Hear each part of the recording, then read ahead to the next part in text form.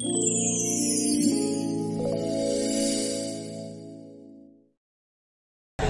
बापरे, घरात आढळला विषारी नाग। सर्पमित्र मनोज गाविताने नागास पकडून जंगलात सोडले।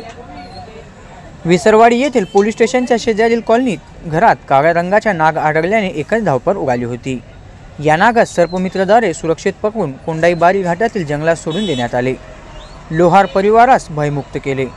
याबाबत सविस्तर माहिती अशी की विसरवाडी येथील पोलीस स्टेशनच्या शेजारच्या कॉलनीत सचिन लोहार यांच्या घराच्या शेजारच्या खोलीत गॅरेजचे साहित्य ठेवले होते। त्या खोलीत 2 ते 3 फूट काळ्या रंगाच्या नागाने व्यवस्था केले होते। हा नाग येथील लोहार परिवार यांच्या निदर्शनास आल्यावर त्यांची एकच धावपळ उडाली। यावेळी सचिन लोहार यांनी विसरवाडी येथील सर्पमित्र मनोज गावित यांना पाचारण करण्यात आले। नाग या सर्पाने उंदीर खाल्ल्याने त्याला हालचाल करणेही कठीण झाले होते। त्यामुळे तो त्या खोलीतच असल्याचे सर्पमित्राने या नागास शिताफीने पकडून त्यास कोंडाईबारी घाटातील जंगलास निसर्गाच्या सान्निध्यात सुरक्षितपणे सोडून जीवनदान दिले। यावेळी लोहार परिवाराने ही विषारी नाग या सर्पापासून सुटकेचा विश्वास सोडला। सध्या पावसाचे दिवस असल्याने साप, विंचू यांच्यापासून नागरिकांनी सावधान राहावे, त्यास मारू नये। असे प्राणी आढळल्यास सर्पमित्रास संपर्क साधावा। आमच्या महाराष्ट्र न्यूजसाठी रईस शेख, विसरवाडी।